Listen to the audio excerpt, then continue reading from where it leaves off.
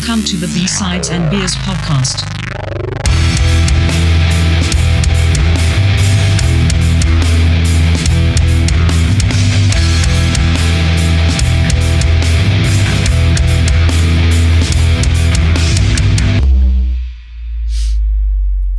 Welcome to B-Sides and Beers, episode 27. Tonight we are visiting Mount Begbie Brewing Company out of Revelstoke, BC. Our guest tonight is Darryn Shewchuk, Director of Sales and Marketing. How are we doing tonight? Doing awesome, guys. Thanks for having me. Yeah, thanks for coming out. Good. Pleasure to be here. Yeah, nice. Are you guys drinking any Mount Begbie beer tonight, or what are you drinking? I certainly am, yeah. You betcha. Nice. Oh, man. I'm the only defect. I am not drinking Mount Begbie beer. I'll make sure I get you some next time I'm through. Yeah. I couldn't find any. I looked in two liquor stores and I couldn't find it. And I don't know. I'm terrible at looking in liquor stores, though. Yeah. I wander. Well, there's a lot there, too. It's like... Yeah, and I find myself in weird sections, and I'm like, "Oh yeah, I came in here for like 4 beers, and then I got to get out of here, right?" But it's like a Costco kind of. You just wander. Well, I went through. Unfortunately, sorry, I was going to say, unfortunately, sometimes the little craft breweries get kind of shoved to the bottom or off in the back somewhere. They're a little bit harder to find. You got to dig for them.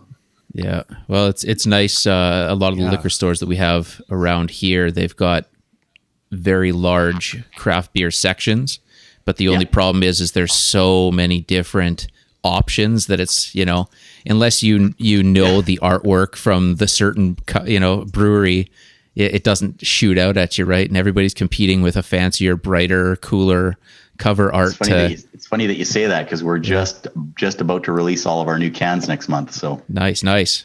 Our cans are 20 years old, a lot of them 25, some of them. So they don't stand out very much. This is Nasty Habit here, and it's it's pretty dull looking can. And this has been around for almost 20 years, so it was in need of a facelift, and that was one of the things that we've been working on for the last year. Really, is a complete reset on all our branding, because we're 25 years old, and the first batch of things that came out were sort of Revelstoke focused, and then as we sort of started expanding our market, we had a local artist doing some different things. So the stuff that's 25 years old all looks one way, and the stuff that's 20 years old kind of looks another way, and then the stuff that's 5 years old looks another. So it's kind of a chance to sort of reset the whole lineup. That's awesome. It was our 25th anniversary this year, so we wanted to kind of do a little brand reset to make the cans a little more. I don't know if cans can be sexy, but trying to make them look. Oh yeah. I'm sure they can. A little bit better, right? Yeah, make it pop. Curb appeal. Who's the artist you're working with? It's actually Hitman Media, and they're a firm out of Vancouver. The designer is actually in Cannes, France, actually. So it's been a little bit of a challenge because of the timing. But he's done a great job, and it's been it's all rolling out over the next 2 weeks, basically. Start rolling out all through June. Every can's getting redone. We're getting rid of the plastics. We're moving to boxes, so everything will get cardboard boxed instead of plastic ringed.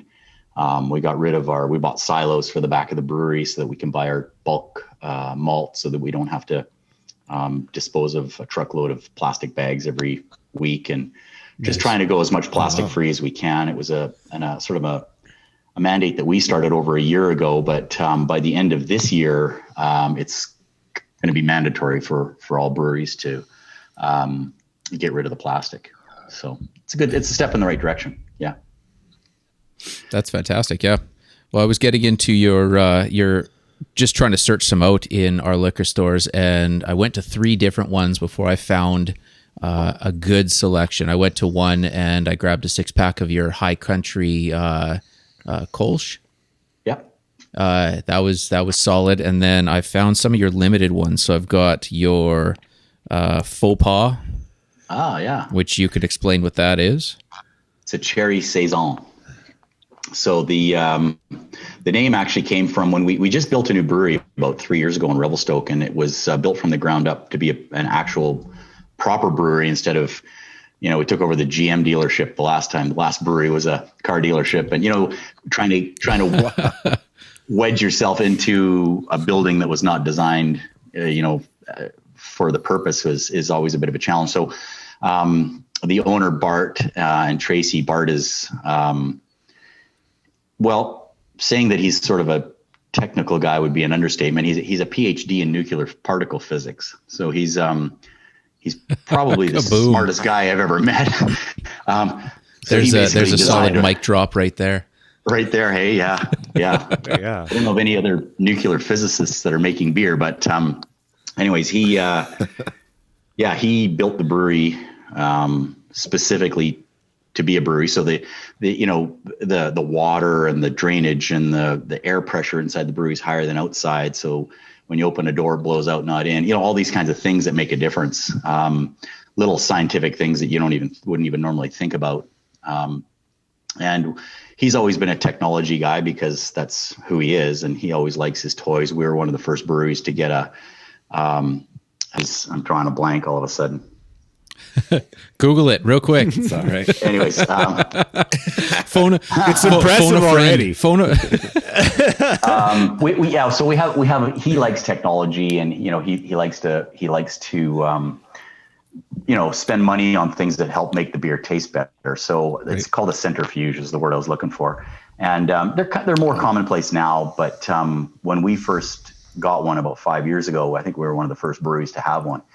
And it basically uses gravity to push the matter out of the beer instead of filtering. So interesting. It spins around really quickly and centrifuges it, spins it, pushes the big chunks out. So it's filtering it, but it's not really filtering it. Every time you filter beer, you strip color, you strip flavor. A typical filter, like they call a lenticular filter, it has layers and layers and layers. And by the time you push your beer through all that, it's going to pull a lot of the flavor, a lot of the color out of the beer. Nice thing about a centrifuge is it spins it, it pushes those chunks out, so it's basically filtering without filtering. It's a lot faster than a traditional filter. There's a lot less cleanup. It saves beer in the end. It does pay for itself eventually, but they're not cheap. They're probably $300,000-$400,000 for a centrifuge. So it's not a typical piece of equipment that your small brewery is going to typically buy. But we've been in business for 25 years. It's something that we've worked our way up to. Same with our canning line, and some of the technology that he uses, like a hop gun, some of the things that we're doing that enhance flavors and make a big difference in the final product. Can you tell us what's a hop gun? Hop gun I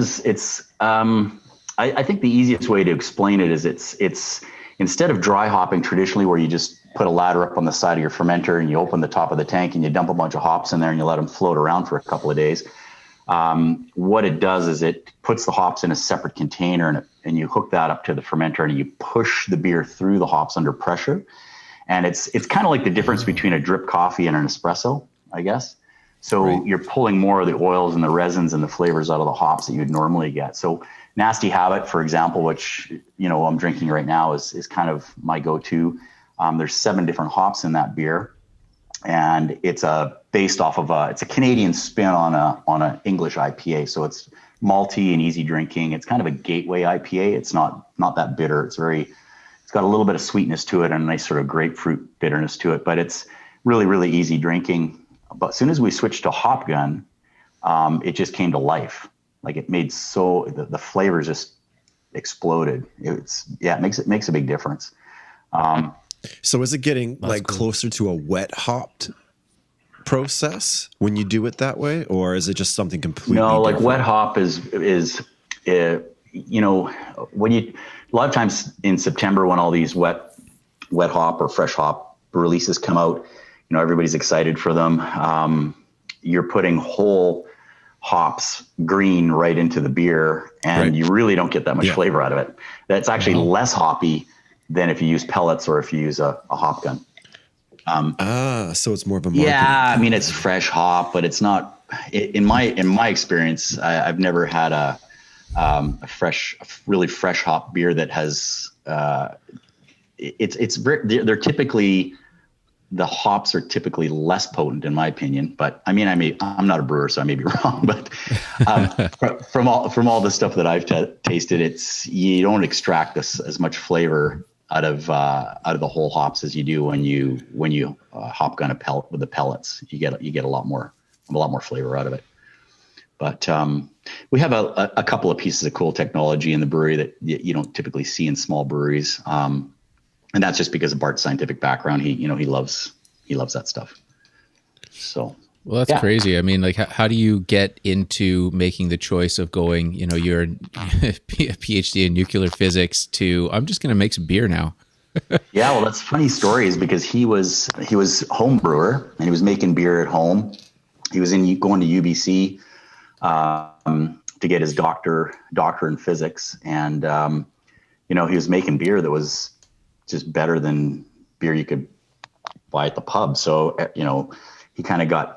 Everybody said, maybe you should make bombers instead of bombs, and he started making beer. Yeah. So man. He ended up going to Chicago to get his brewmaster's degree and decided to open a brewery in his hometown of Revelstoke instead of moving to the States and working for some large company and doing whatever nuclear physicists do. I don't know. So he kind of made that lifestyle choice to get back into the mountains and the fresh air and the fresh water and he's a dirt biker and he loves the outdoors, and his family all does too. So I think for them it was a lifestyle thing and driving it. And that was 25 years ago. These days work-life balance is a lot more promoted than it was back then. Like now everybody wants the work-life balance and everybody's, moving to Revelstoke and working from home, and it's kind of it's a different scenario. But when he did it 25 years ago, it was definitely a big risk. 50% of breweries and restaurants that open would fail. And, it was a little bit of a risk, but I think his science background and his wife, Tracy, she's got a degree in biology as well. So, they're smart people and sort of combining the science with the art of making, Bart likes to call it drinkable beer. He likes to make beer that's very, very easy drinking and drinkable. He doesn't want to make something weird just for the sake of making something weird or being on the bleeding edge of the latest, whatever. He's more of a traditionalist that way. He likes traditional styles. He wants the beer to taste good and be easy drinking. You finish a pint and you can have another one and you can have another one. It's not like a one and done kind of a mentality with a lot of the stuff that's just too much.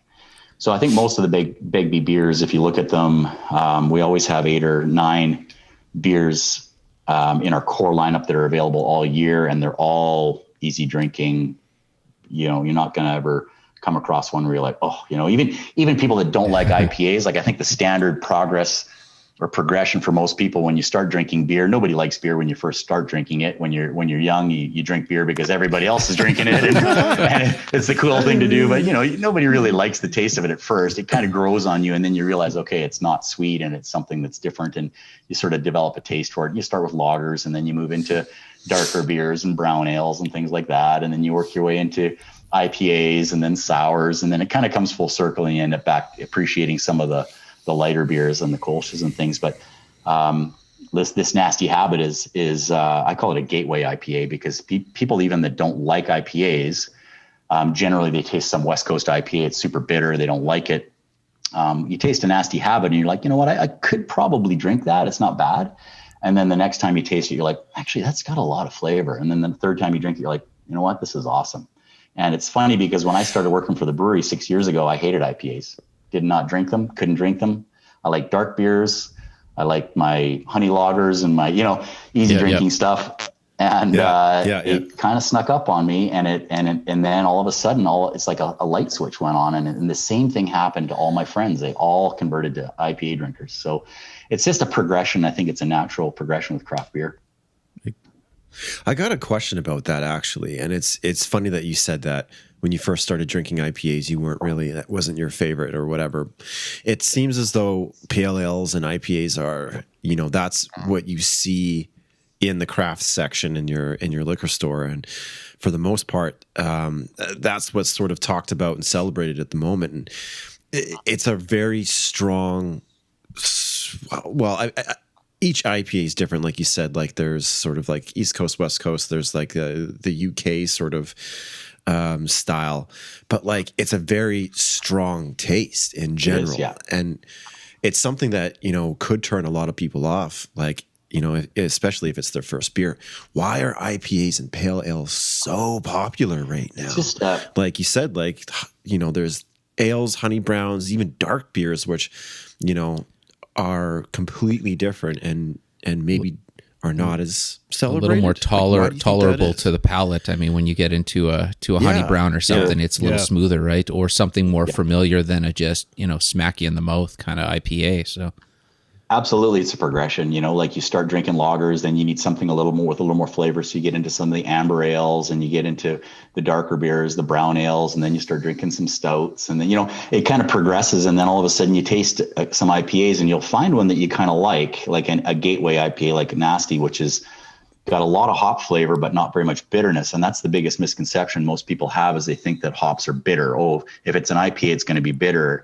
And hops are not bitter necessarily. They're all sorts of things. They're flavors, they're aromas, there is bitterness. You know, the IBU number that's on the bottle is the biggest misconception out there. And a lot of craft breweries are trying to stop putting those numbers on there because they scare people off. You know, you look at our Grand IPA, which is our Imperial, it's got 88 IBU, and people that think, yeah, there it is right there. I was just going to ask about that as being one of, when you had mentioned we don't have a one and done beer at 10%, at 10%. And what size is this? 650 mil? That's pretty close to a one and done for most.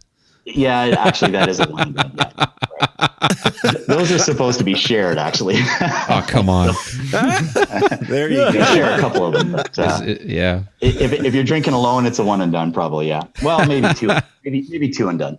For most people, yeah. One and fun. It's funny though, because once you taste it, you'll realize the IBU thing, because it's an 88 IBU, and a lot of people would go, "Oh, I can't drink anything over 65 IBU." They have this idea in their head that, you know, it's going to be so bitter that you can't drink it. And the IBU number comes from a math equation that's based on the type of hop. Each type of hop has a specific alpha acid number. You take that number and you multiply it by how much of that hop you're putting in the boil, which is multiplied by how long it's in the boil. So just like a tea bag, the longer you leave it in, the more bitter it's going to get. So that IBU number is a math equation based on how much hops are in the boil, what type of hops are in the boil, and how long they're in the boil. It has nothing to do with dry hopping. It has nothing to do with how much malt is in the beer. Malt is sweet. It's going to mask the bitterness.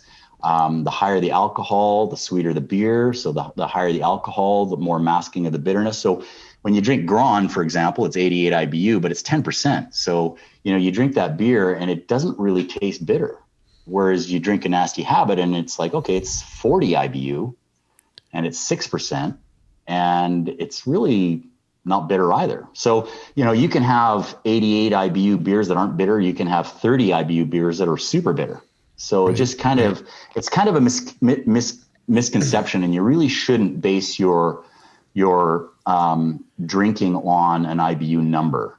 IBU numbers, as a general rule, if it's over 50, there's going to be bitterness. If it's under 50, there's probably not. That's about where it ends. Like, you don't get caught up on IBUs, because when you put, like, Grand has a huge malt build. Like, there's probably double or triple the amount of malt you'd normally use, and double or triple the amount of hops you want to use. But it's all about balance. So the more alcohol and malt you have, the more sweetness you're going to have, and the more bitterness you can get away with, and you can balance it and you can mask it. Whereas if you put a ton of hops in the boil and there's not a lot of malt in there, you're going to get a really bitter beer, right? So it's all about brewing and styles and things like that. But don't get caught up on the IBU numbers, because a lot of times they really mean nothing. Just taste it, and if you like it, you like it. You know, that's kind of the way I look at it, anyways.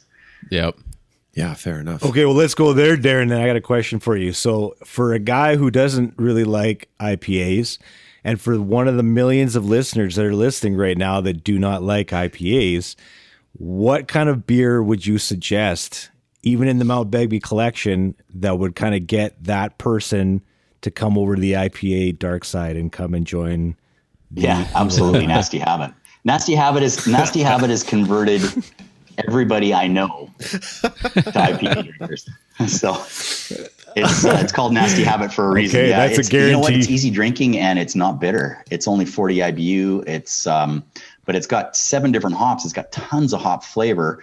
So there's a difference between hoppiness and bitterness. So people have to understand that, you taste a beer. Fat Tug is a good example of a West Coast IPA that's quite bitter. They've mellowed it out a little bit over the last few years to make it a little more approachable and a little more easier drinking. But generally, those West Coast IPAs they do topple bitter. So when we talk about balance, you talk about balancing the sweetness and the bitterness and keeping it balanced so it doesn't topple bitter or it doesn't topple sweet. And the beers that topple a bit sweet, the beers that are a little easier drinking are on the low IBU side, like 40 IBU, like Nasty Habit.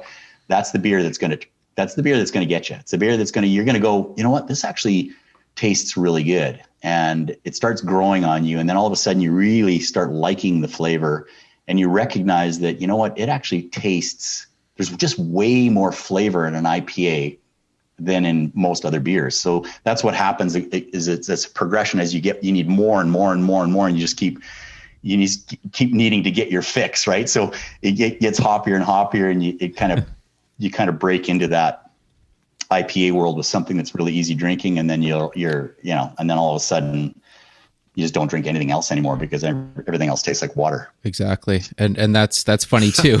when I get into talking about, is out of most of the people I know, everybody just drinks the mainstream light lagers. And I've always been into the darker imperials, the darker stouts, the darker what you can get. And I always tell them how it worked for me getting into it 20 whatever years ago. A buddy of mine tried to get me into Guinness, and I had a pint and I didn't like it, and I had another pint and I didn't like it. So he's like, okay, we're gonna get 2 of them. You're gonna pound the first one and you're gonna sip the second one.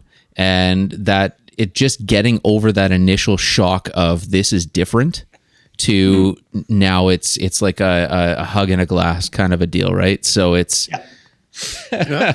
And you know what, Guinness is a good example because it's not really an easy drinking beer. It is a dry Irish stout. Like they're dry, they're bitter. Yep. They're not an easy drinking stout. If you want an easy drinking stout, you go to like Dark Side of the Stoke or like our coffee stout, super easy drinking. Like it's chocolatey and yummy. And our Night in the Woods Imperial Stout, it's sweet. It's chocolate. It's dessert. It's delicious. Exactly. So it's one of those things that I think it's opening up your taste buds and opening up your mind. It's a progression. You got to start somewhere and work your way into it, and forcing yourself to drink a couple of pints is a good way to do it. Break through the flavor wall, and then get a six pack of Nasty realize Habit, and get a 6-pack of Nasty Habit, and by the time you're done the 6-pack, you'll be an IPA drinker. Yeah. Wow. I think there's no substitute as well as context, right? Like a pint of Guinness in an old trad pub in Ireland is completely different than the pub down the street, right? So, for sure. But okay, so I think you're starting to put together some of the missing pieces of the puzzle in my brain anyway. And so you mentioned 7 hops.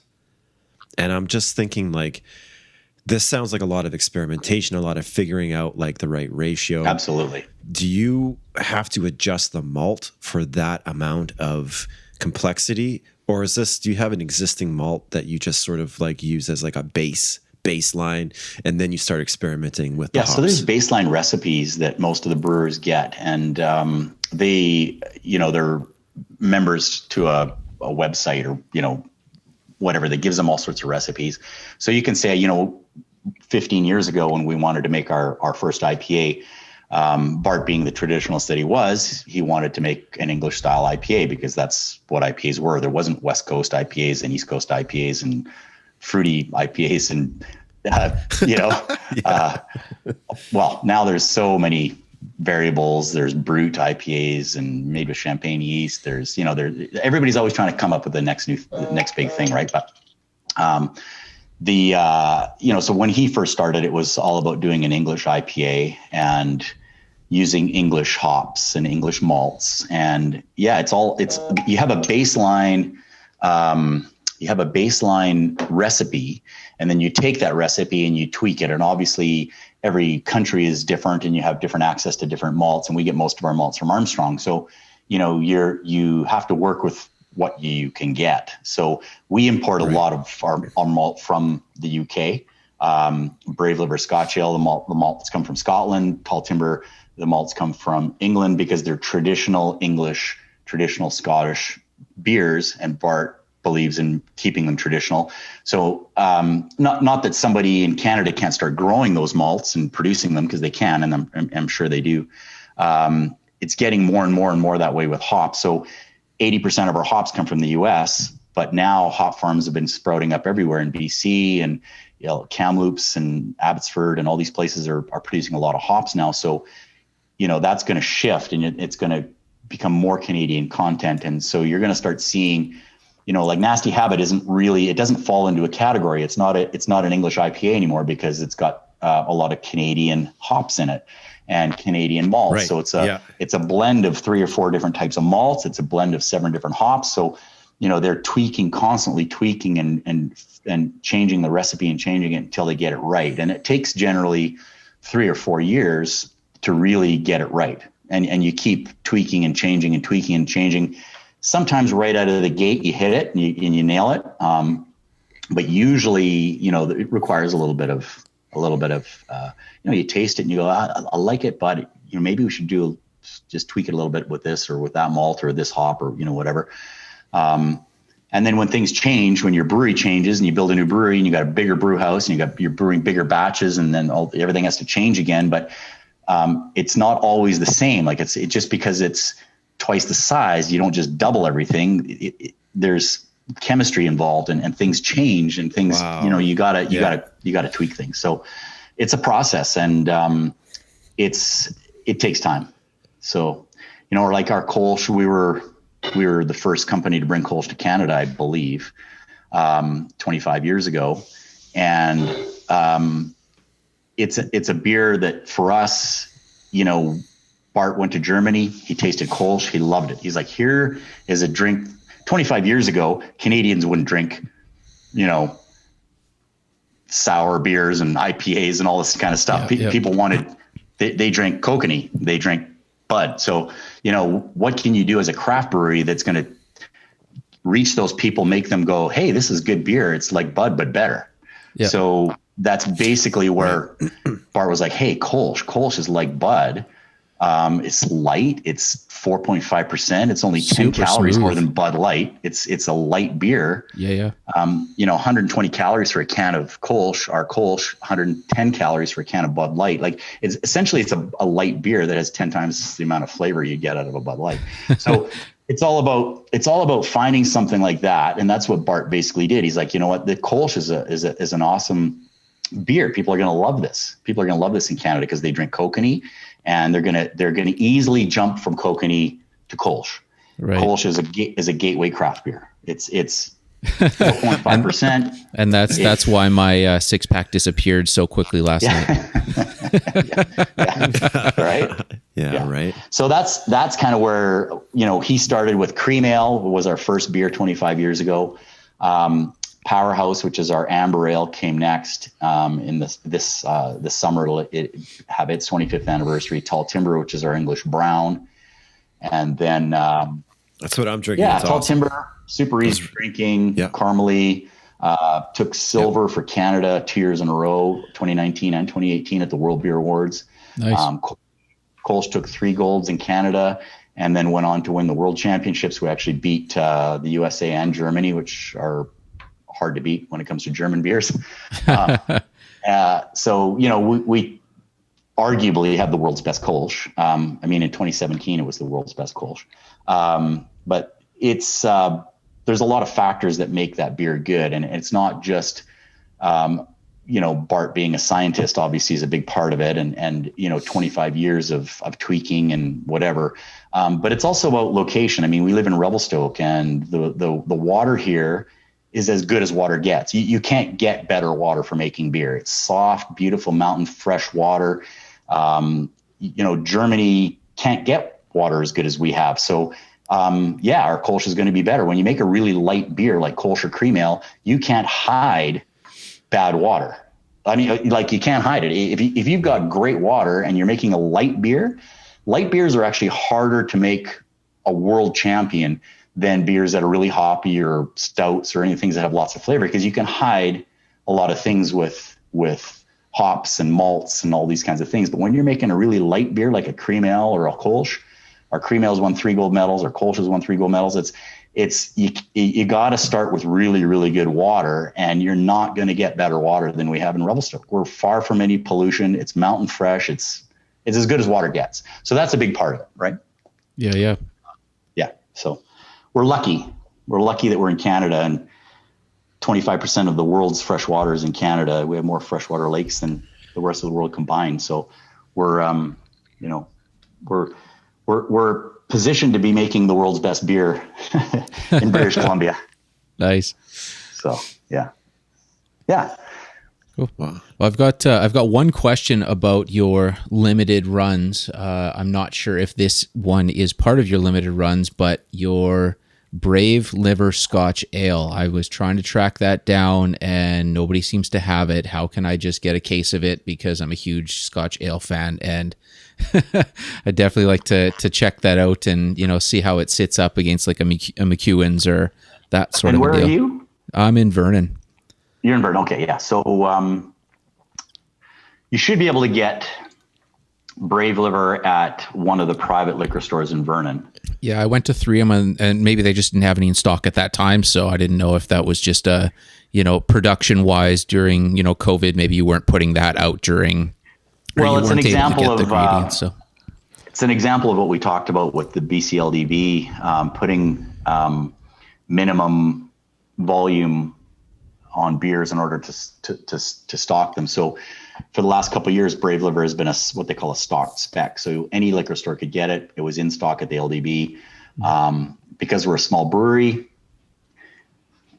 didn't sell enough of it to make their new minimums. Yeah. So it's private stores should have it. Like in Vernon, you should be able to get it at Vernon Square or at Monashee or at I figured Cal might have it, but I wasn't able to find it there either. Like I said, I went through 3 shops and I was only able to find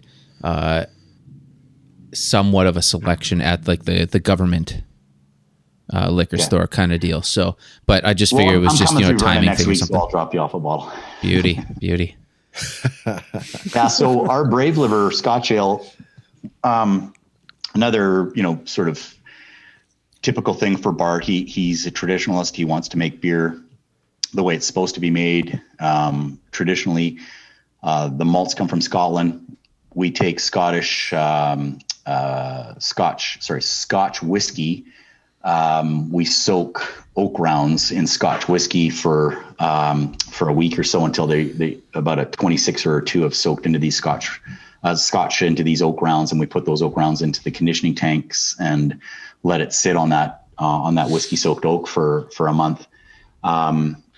It's like barrel aging your beer without putting your beer in the barrels. So it's like putting the barrels in the beer instead of the beer in the barrels. It's just kind of a easier and safer way of getting those flavors out of the oak and the whiskey, and probably more consistent too, I would assume. And a little easier to manage, and it's only a month. So if you're aging it for 6 months or a year, you'd have a lot of that oaky whiskey flavor. Because it's only a month, it's very subtle. It's you don't taste it and go, oh yeah, that's that's Scotch whiskey, or oak. It's very subtle in the background. It's a delicious beer. If you like Scotch ales, we specifically didn't make it sweet. So typically with Scotch ales, because they're high percentage, they're usually 7-8% alcohol. Right. The higher the alcohol, the sweeter the beer gets. So because you have to have so much more malt and so much more sugars and so much, to get those alcohol levels high, that the beers inevitably end up being sweet. So like McEwen's, which I used to drink all the time, is a very, very sweet beer. Like it's really sweet. Yeah. So when you taste Brave Liver, you'll find that it's not nearly as sweet as McEwen's, but if you warm it up a little bit before you drink it, get it at about 12, 13 degrees, you'll get a lot of really interesting flavors coming out of it. Okay. And it won Best Strong Ale for Canada at the World Beer Awards 2 years in a row as well, 2018 and 2019. It's a solid beer for sure. But yeah, 6.5%. So it's a big beer. Yeah, definitely. Lots and lots of flavors, but I'll make sure I get you one. Greatly appreciated. Yeah. Yeah. And then I've got a question. Sorry, Mike, go ahead. You were drinking the faux pas there, right? Mm-hmm. Yeah, that's our cherry saison. It's so good, man. It's wicked smooth, and yeah, quite surprised. I've never really been a fan of like fruity style beers, but this it's awesome. Like it's not like it's a fruit hits you first. It's just kind of a nice blend and a little bit of a lingering. So yeah, it's nice that you said that. I mean, it's kind of with saisons. I'm not a big saison drinker. Like I'm not a big farmhouse or saison type wheat beer drinker generally. But what's nice about it is we do 400 pounds of cherries. Half of them are sweet and half of them are sour.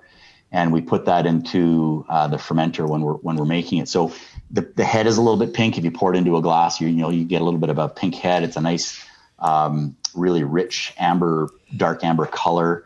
And then the saison has all those sort of almost peppery and spicy kind of notes to it. Yeah. From the yeast. So it's got a very interesting flavor. But you're right. It doesn't taste like cherries. I mean, people are sometimes on tap. People say, well, it doesn't taste like cherry. Well, if you're drinking a beer and it tastes like you're drinking cherry cola, well, then they're putting extracts in that beer. They're not, It's not real cherries going in that beer. They're using artificial flavor to make it taste like cherry, which we would never do. We just don't do anything artificial. It's all natural, so, and the part of the problem is that, these days it's like, fruit beers are crazy. Like everybody's making all sorts of crazy fruit beers and they're almost tasting like ciders. A lot of them, right? They're just all fruit and really they're not even beer. So it just depends on what you're looking for, and what you like, but yeah, definitely. Are you doing this all brewing all this in Revelstoke, Darryn? Yeah. If you guys ever get a chance to come to Revelstoke, just give me a heads up because I'd love to give you a tour and we definitely will show you what's going on. Definitely. Yeah. It's a cool brewery. I mean, it was built specifically to be a brewery, like I said. So it's got a lot of interesting technology and there's a lot of science behind consistently making good beer. And you can pull something out of a hat and do a great one-off or whatever, but to consistently make beers that consistently win gold medals over years and years and years is, it says something. It says something about the brewers and how talented they are and how much experience they have. Bart's been brewing beer for 30 years. Most of the other brewers have been over 10 years, 15 years brewing experience. Since I've been with the company, we've never dumped a batch. It's pretty dialed. They've really got it dialed. Yeah. So anyway. Very cool. Yeah. Awesome.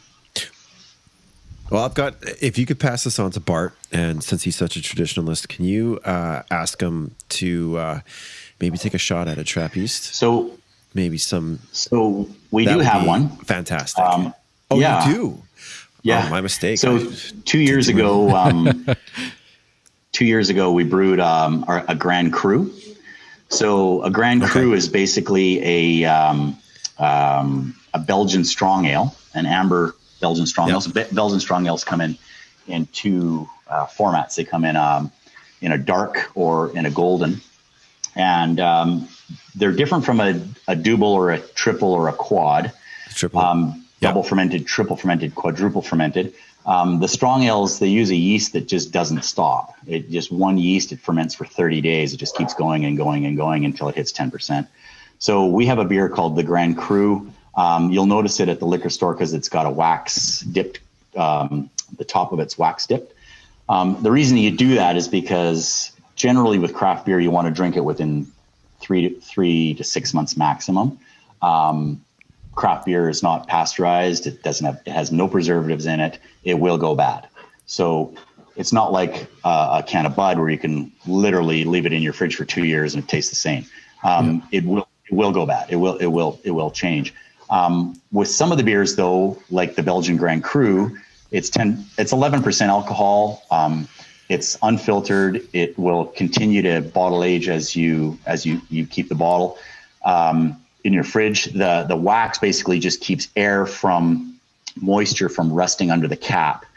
So what happens is moisture will eventually, if you've ever popped a beer cap off and there's been rust on your bottle, what happens is the air oxidizes the metal. Air eventually creeps into the beer, and air and light are what ruin your beer.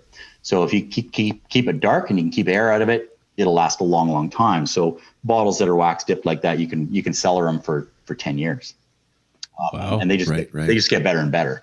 So some of the original Grand Cru that I have from 2019 it actually won the World Championships. We submitted it to the World Beer Awards. It won for Canada. Then after you win for your country, you go on to compete against all the top winners from all the other countries.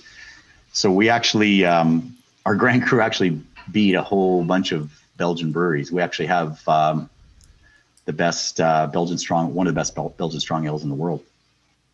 Yeah. I'm going to have to find that. It's called the Grand Cru, and it's not easy to find. Cru. It's a.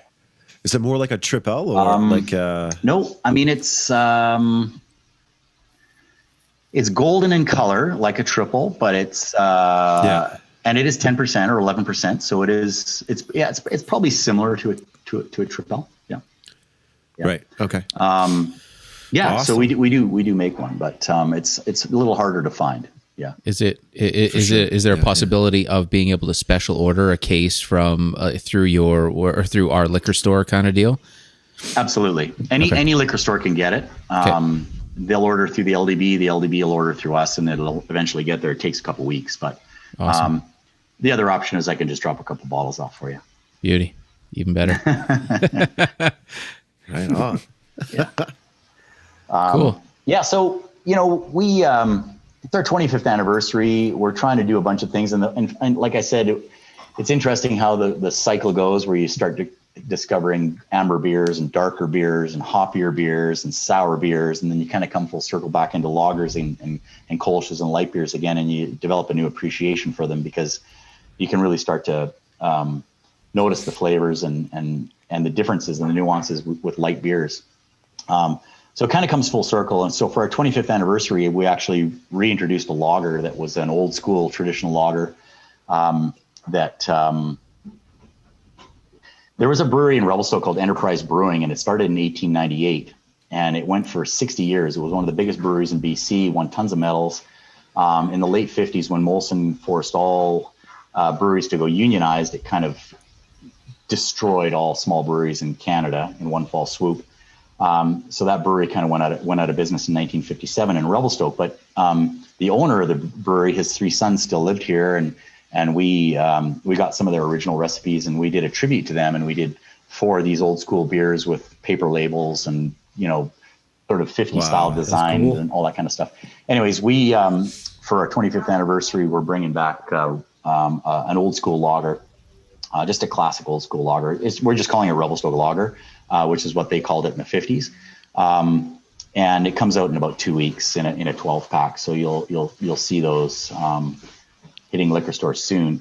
For our 25th anniversary, we wanted to do a lot more we actually wanted to do a whole bunch of things, but between the rebrand and all sorts of things and COVID and blah, blah, blah, it's been a challenging time. But if you like light beers, crushable beers, then definitely look for the Revelstoke lager. You'll see it's in a Kootenai plaid, kind of like my shirt, plaid box. Awesome. The cans are plaid, so it's classic nice. Canadian, classic Kootenai's Canadian. Canadian spin on a German lager. Yeah. Nice. Yeah. Why not?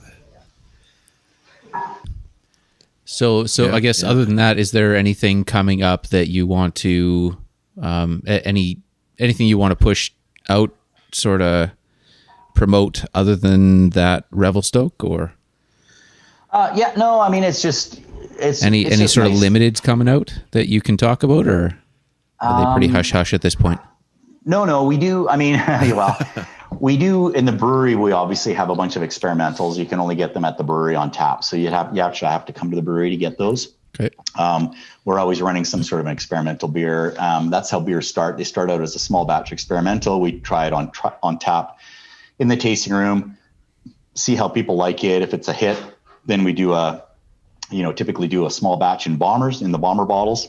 Yep. If those are a big hit, then volume gets to a certain point, then we go to can, put them into cans. Sometimes the cans are limited release. So White Knuckle, which is our Belgian white IPA, those tall cans come out in about a month.